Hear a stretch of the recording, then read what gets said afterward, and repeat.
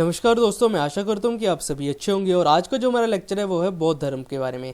तो आज हम बौद्ध धर्म की फिलॉसफी को देखेंगे और यहाँ से जो एग्जाम में क्वेश्चन बनते हैं उसे भी हम डिटेल से जानेंगे। ये टॉपिक इसलिए इम्पोर्टेंट हो जाता है क्योंकि हर एग्जाम में इससे क्वेश्चन पूछा जाता है। तो मैं आशा करता हूँ कि आपको इससे बहुत कुछ सीखने को मिलेगा। तो चलिए स्टार्ट करते हैं। देखिए, बुद्ध धर्म जो था उसकी शुरुआत गौतम बुद्ध ने ही की थी और ये कोई प्राचीन धर्म नहीं था। इसकी शुरुआत इन्हीं से मानी जाती है, यानी कि गौतम बुद्ध ने ही बौद्ध धर्म की शुरुआत की थी। जैसे हम जैन धर्म को देखते हैं तो वो काफ़ी प्राचीन धर्म है। उसके जो 24वें तीर्थंकर थे, यानी कि महावीर स्वामी जी, तो वो 24वें तीर्थंकर थे बुद्ध काल के समय में, यानी कि जब बुद्ध धर्म प्रचलन में था तो उसी समय जैन धर्म भी प्रचलन में था। बुद्ध धर्म जो था वो नॉर्थ में फैला हुआ था और जैन धर्म जो था वो साउथ में फैल चुका था। अब ये जो धर्म थे इनका एक मकसद था।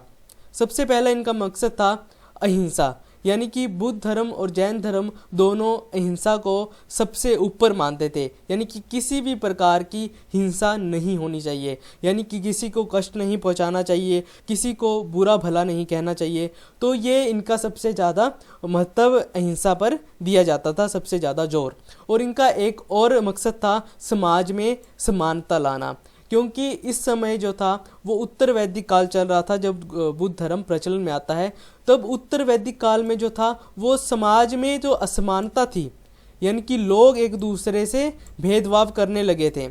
4 वर्ण थे। मैंने पहले के लेक्चर में आपको बताया था, उत्तर वैदिक काल में 4 वर्ण व्यवस्था आ चुकी थी। 4 वर्ग में लोग बटे थे, ब्राह्मण, क्षत्रिय, वैश्य और शूद्र। इसमें जो शूद्र थे उनकी जो हालत थी वो काफ़ी दयनीय हो चुकी थी, यानी कि उन्हें समाज से अलग कर दिया गया था और उनसे कोई छूता भी नहीं था उनको। उनकी परछाई तक अपने ऊपर पड़ने से लोग डरते थे और उनका जो घर बनाया जाता था वो गांव से बाहर बनाया जाता था। तो इस तरीके से उन लोगों को परेशान किया जाता था, इन समाज से अलग रखा जाता था। तब ये धर्म आते हैं और इन धर्मों ने समाज में जो महिलाओं की स्थिति थी वो भी काफ़ी दयनीय थी और इन स्थिति को सुधारने के लिए इन्होंने प्रयास किया। जैसे बौद्ध धर्म, जैन धर्म और ऐसे कई सारे दर्शन थे, जैसे योग दर्शन, न्याय दर्शन, सांख्य दर्शन। तो इनका एक मकसद था समाज में समानता लाना और इन्होंने कई सारी शिक्षाएं दी जिसको अपना के इंसान समानता का जीवन व्यतीत कर सकता था और अपने दुखों से छुटकारा पा सकता था। जिसके बारे में हम आज पढ़ने जा रहे हैं वो बौद्ध धर्म की शुरुआत जो की थी वो गौतम बुद्ध ने, और इनका जो जन्म हुआ था वो कपिलवस्तु के निकट एक लुम्बिनी नामक वन पड़ता है, वहीं पर इनका जन्म होता है। आप यहाँ पे देख सकते हैं कि लुम्बिनी नामक वन यहाँ पर है नेपाल में, तो यहीं पर इनका जन्म होता है। इनके पिता का नाम था शुद्धोधन और इनकी माता का नाम था महामाया जी। जब ये गौतम बुद्ध 7 दिन के थे तब इनकी माता का निधन हो गया और इनका जो पालन पोषण किया था वो इनकी सौतेली माँ, जो इनकी मौसी भी थी, महाप्रजापति गौतमी जी ने ही इनका पालन पोषण किया था। इनके बचपन का नाम था सिद्धार्थ और इनकी 16 साल की उम्र में यशोधरा से विवाह हो जाता है और इनका एक पुत्र भी होता है जिसका नाम था राहुल। अब ये तो होगी इनके परिवार के बारे में बात। अब हम देखते हैं कि इन्होंने अपने इन साम्राज्य को क्यों छोड़ा और क्यों एक राजा की ज़िंदगी व्यतीत कर रहे थे और एकदम ही इन्होंने सन्यासी के जीवन व्यतीत करने लग पड़े। अपने साम्राज्य को छोड़कर ये सन्यासी का जीवन व्यतीत करने के लिए चले गए। तो इसके पीछे एक छोटी सी कहानी है जिसको सुन के आपको ये पता लग जाएगा कि इन्होंने घर को क्यों त्यागा था। आपने सुना होगा कि इन्हें 4 दृश्य दिखाई दिए गए थे, यानी कि बूढ़ा व्यक्ति, बीमार व्यक्ति, शव और एक सन्यासी। तो ये 4 दृश्य देखने के बाद इन्होंने सन्यास लिया था। माना जाता है कि जब इनका नामकरण होने वाला था तो कपिलवस्तु के कुलगुरु थे अलार कलाम जी। अब अलार कलाम जी जब कुलगुरु थे तब इनका नामकरण करने के लिए इन्हें महल में बुलाया गया, अलार कलाम जी को। जब अलार कलाम जी ने सिद्धार्थ को देखा, गौतम बुद्ध को देखा, तब देखते ही ये पहचान गए कि ये साधारण बालक नहीं है और ये जो है वो एक बड़ा सन्यासी बनेगा और लोगों को सत्य की राह दिखाएगा। और इन्होंने खुश होकर सुशोधन जी को बोल दिया। अब सुशोधन जी पिता थे, अब कौन बाप चाहता है कि उसका बेटा सन्यासी बने। तो सुशोधन जी ने तुरंत ही उनसे पूछा कि मुझे कुछ ऐसे उपाय बताइए ताकि ये सन्यास ना ले। अब अलार कलाम जी ने इनको कहा कि अगर सिद्धार्थ के सामने कोई दुखी व्यक्ति आता है या इसे दुख का एहसास होता है तब ये संन्यास ले लेगा। अब ऐसी व्यवस्थाएं बना दी गई थी क्योंकि राजा थे। अब ऐसी व्यवस्थाएं बना दी गई थी कि इनके सामने कोई भी दुखी व्यक्ति नहीं आता था और ना ही इनको दुख का एहसास होता था। पर एक दिन क्या हुआ कि ये जब कपिल वस्तु के सैर पर निकलते हैं तब इनके साथ एक प्रिय घोड़ा होता है जिसका नाम था कंथक, और इनका एक सारथी था जिसका नाम था चन्ना। सारथी वो होता है जो साथ में रहता है, यानी कि अंगरक्षक टाइप का। तो ये दोनों के साथ ये कपिल वस्तु के सैर पर निकलते हैं और रास्ते में इन्हें बूढ़ा व्यक्ति दिखाई देता है। अब सिद्धार्थ को ऐसा पता नहीं था, इन्होंने पहली बार एक बूढ़ा व्यक्ति देखा था। तो ये तुरंत चन्ना से पूछते कि चन्ना ये कौन है और इतना झुक के क्यों चल रहा है, यानी कि बूढ़ा व्यक्ति झुक के चलते हैं और श्वास उसकी फूल रही थी। तो चन्ना ने बोला कि महाराज ये बुढ़ापा है, इसलिए ये इतना ज़्यादा कमज़ोर हो चुका है और इतने आराम से चल रहा है। तो गौतम बुद्ध ने बोला कि क्या मैं भी ऐसा हो जाऊंगा? तो चन्ना ने बोला कि महाराज ये तो प्रकृति का नियम है, अभी आप जवान हैं, कल को आप बूढ़े हो जाएंगे। अब सिद्धार्थ को ये बुरा लगा कि मैं ऐसा हो जाऊंगा और मेरे से चला भी नहीं जाएगा। तो इनको बुरा लगा। आगे चल के इन्होंने एक बीमार व्यक्ति दिखाई दिया। अब बीमार व्यक्ति जो था उसे दर्द हो रही थी और ये वो चिल्ला रहा था, यानी कि उसे बहुत दर्द हो रही होगी। तो इन्होंने देख के बिल्कुल घबरा गए सिद्धार्थ, और इन्होंने तुरंत ही चन्ना से पूछ लिया कि चन्ना इसे क्या हो गया है। तो चन्ना ने बोला कि महाराज ये बीमार हो चुका है और तभी ये इतना इसे दर्द हो रहा है और इसलिए चिल्ला रहा है।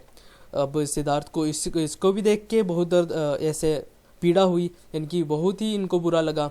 आगे चल के जब इन्होंने शव देखा और शव को देखते ही ये हैरान हो चुके और चन्ना से पूछा कि चन्ना इसे कहाँ ले जा रहे हैं। तो चन्ना ने बोला कि महाराज ये मर चुका है, अब इससे अंतिम संस्कार करने के लिए ले जा रहे हैं, अब ये इस दुनिया में नहीं रहा। अब सिद्धार्थ जो थे वो काफ़ी दुखी हो गए क्योंकि जितने भी इंसान इन्होंने देखे थे वो काफ़ी दुखी थे, यानी कि तीनों इंसान, यानी कि एक बूढ़ा व्यक्ति था वो भी दुखी था, एक बीमार व्यक्ति वो भी दुखी, और शव यानी कि एक मृत्यु हो चुकी थी, अब इस दुनिया से वो चला गया था। अब इन तीनों को देख के सिद्धार्थ के मन में प्रश्न उठा कि हर व्यक्ति यहाँ पर दुखी है और जीवन का मकसद क्या है। इसे जानने के लिए इन्होंने प्रयास करने के बारे में सोचा और इसी प्रयास ने उन्हें बुद्ध बना दिया। यानी कि इन्होंने इन व्यक्तियों को देख के ये अपने दिमाग में सोचा कि क्या यही ज़िंदगी है, ज़िंदगी के इस यानी कि ज़िंदगी का यही मकसद है, क्या ज़िंदगी का और भी मकसद हो सकता है। तो इनको देख के इन्होंने यमन बना लिया कि मैं ज़िंदगी का सत्य है, जो सत्य है ज़िंदगी का, उससे खोजने का प्रयास करूँगा। तब ये आगे चले और जब ये वापस आने लगे थे तब इन्हें सन्यासी दिखाई दिया। अब ये सन्यासी जो था वो पेड़ के नीचे बैठा था और ध्यान अवस्था में था और मुस्कुरा रहा था। अब सिद्धार्थ को देख के अजीब लगा क्योंकि उन्होंने तीन व्यक्तियों को देखा था, वो तो काफ़ी दुखी थे, यानी कि सारे व्यक्ति दुखी थे। जो भी इनको दिखाई दिया वो किसी न किसी दुख से जूझ रहे थे। तो इन्होंने सन्यासी को देख लिया और तुरंत ही चन्ना से पूछा कि चन्ना ये कौन है और ये ऐसे क्यों बैठा है। तो चन्ना ने बोला महाराज ये सन्यासी है और इसने इस संसार के मोह माया से मुक्त हो चुका है, यानी कि इसने संसार को त्याग दिया है और अपनी ये जिंदगी जी रहा है, इसके समाज से ये अलग है।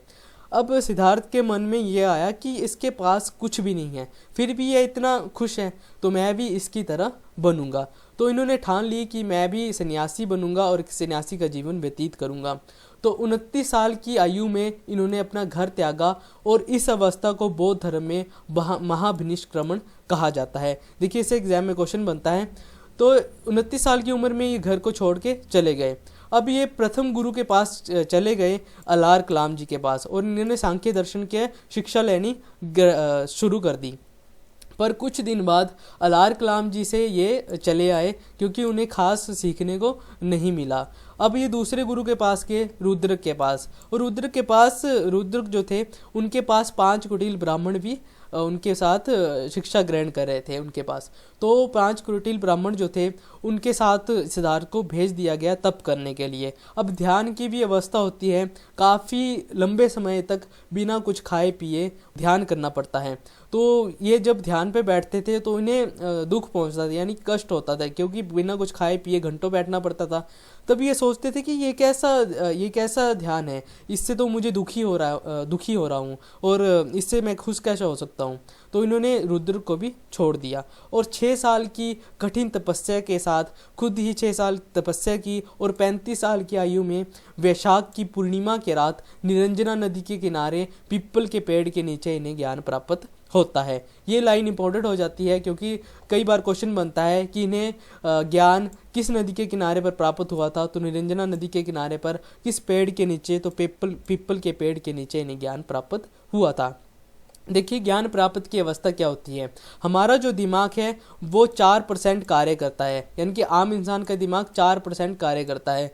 जब ये 100% कार्य करने लग पड़ता है तब इंसान को ज्ञान प्राप्त हो जाता है। यानी कि माना जाता है कि जब इंसान का दिमाग 100% कार्य करने लगता है तो उस इंसान को ज्ञान की प्राप्ति हो जाती है।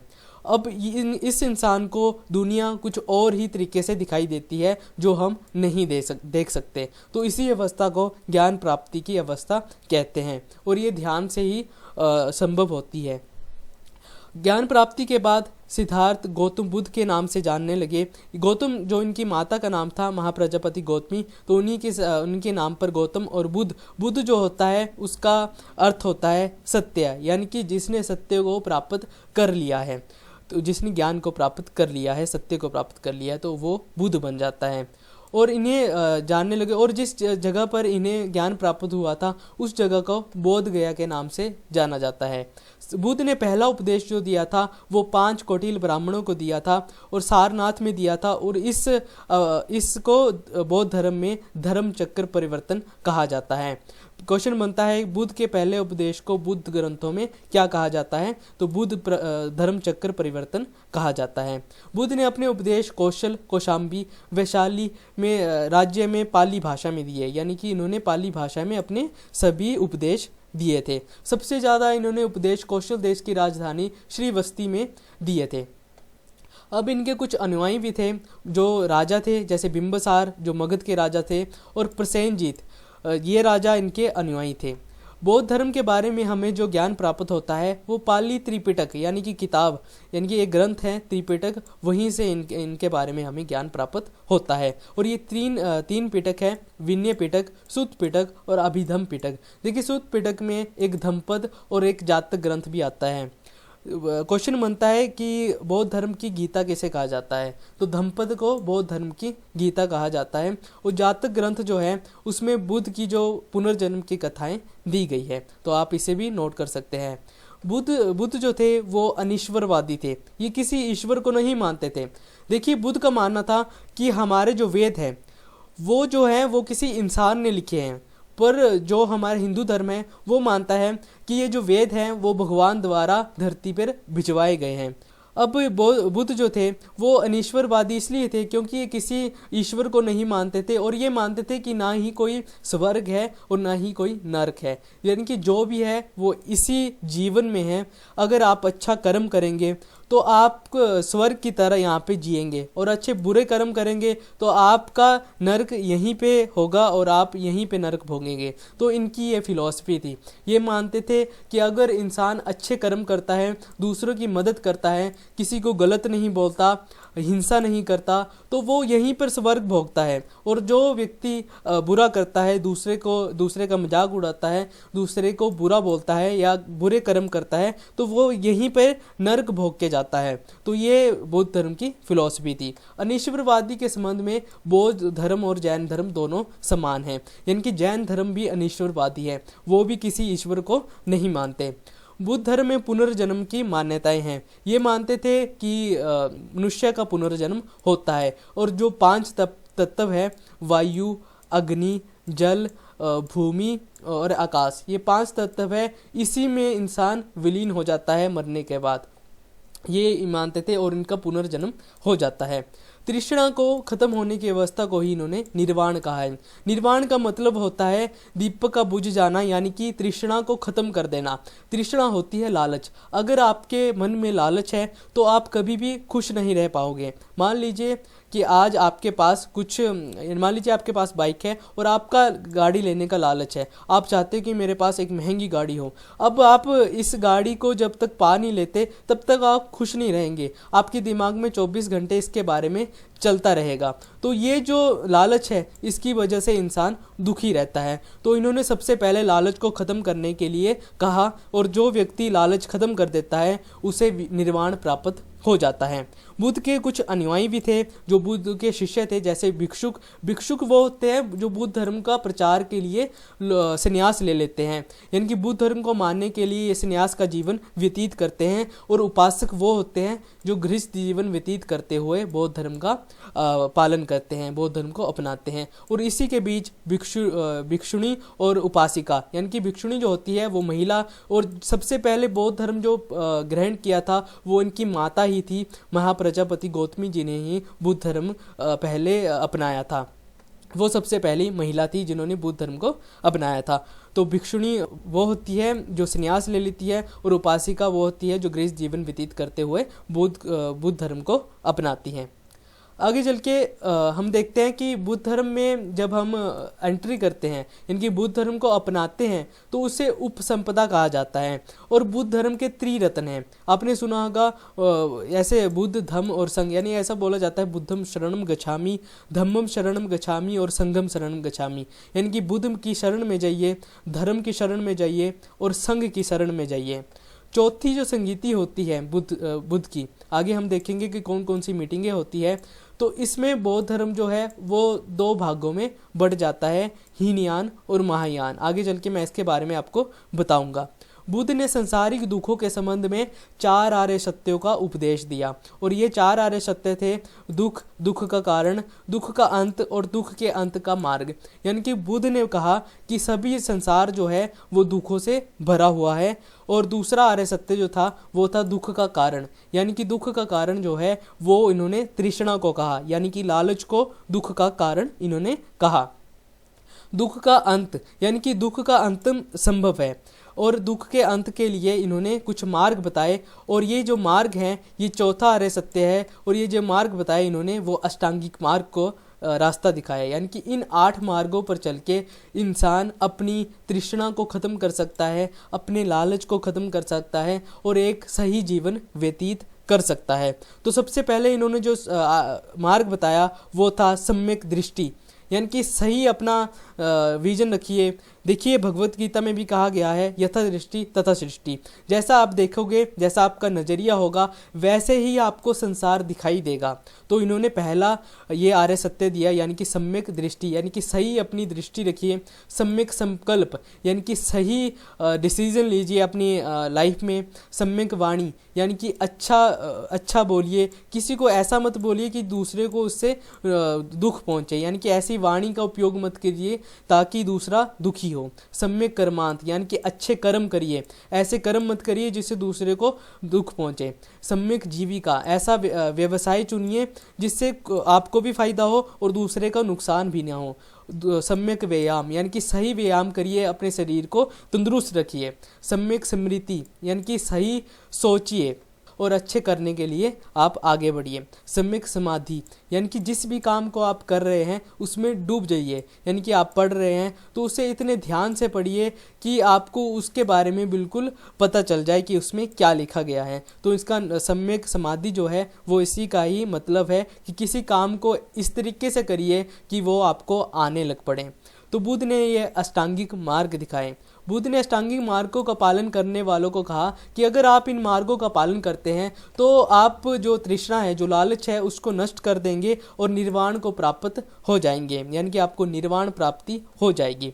बुद्ध ने मध्यम मार्ग का उपदेश दिया।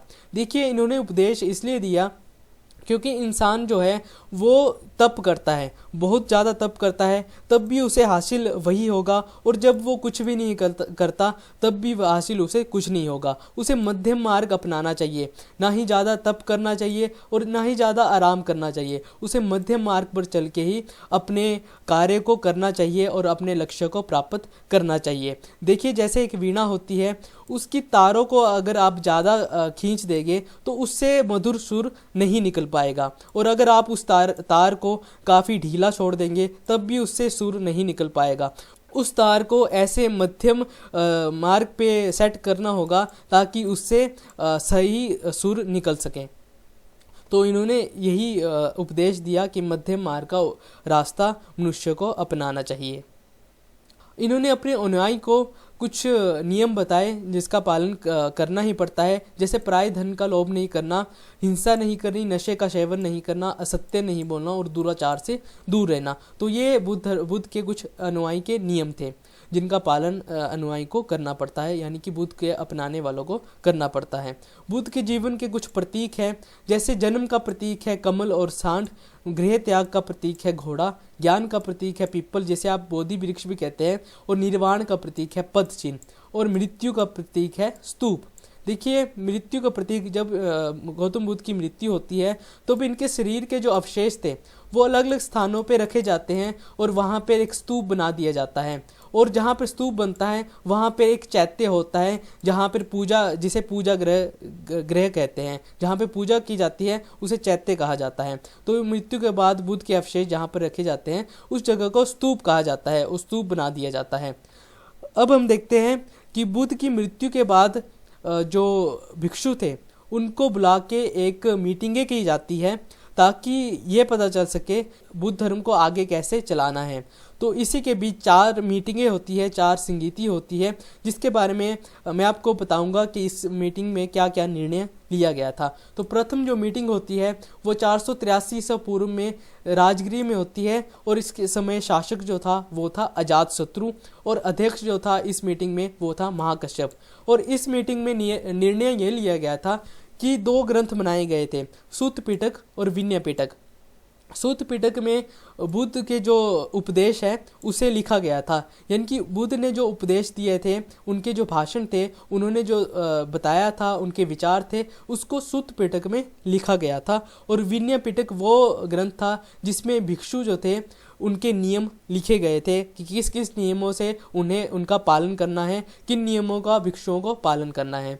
द्वितीय जो संगीति होती है, दूसरी संगीति होती है, वो 383 ईसा पूर्व में होती है, और स्थान था वैशाली, और शासक था कालाशोक, और अध्यक्ष था इस मीटिंग में साबकमीर। और इस समय बौद्ध भिक्षुओं में 2 विभाजन हो जाता है, एक वर्ग बन जाता है स्थवीर और दूसरा वर्ग बन जाता है महासंघिक।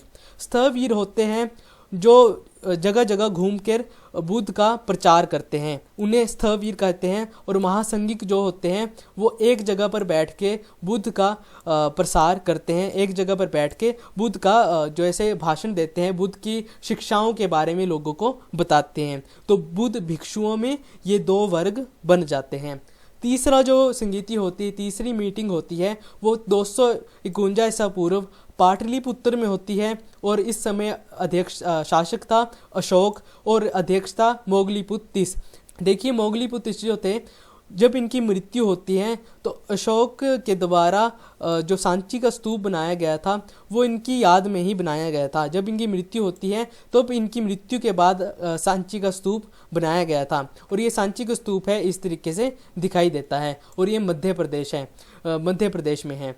ये मोगलीपुत्र की मृत्यु के बाद ही बनाया जाता है। और इस मीटिंग में अभिधम्म पिटक एक ग्रंथ लिखा जाता है जिसमें बौद्ध धर्म की फिलॉसफी को लिखा जाता है, यानी कि बुद्ध का जो फिलॉसफी थी, बुद्ध का दर्शन जो था, उसको अभिधम्म पिटक में लिखा जाता है। तो ये ग्रंथ तीसरी मीटिंग में बनाया जाता है।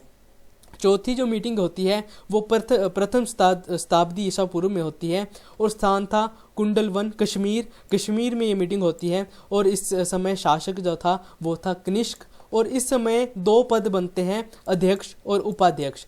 वसुमित्र जो थे इस समय अध्यक्ष थे, और अश्व घोष जो थे इस समय उपाध्यक्ष का पद यहाँ पे बनता है, और यहीं से उपाध्यक्ष का पद प्रचलन में आता है। और इस समय जो थे बुद्ध धर्म में विभाजन हो जाता है, हीनयान और महायान 2 वर्ग बन जाते हैं। जैसे हीनयान जो थे वो बुद्ध को एक गुरु की तरह मानते थे।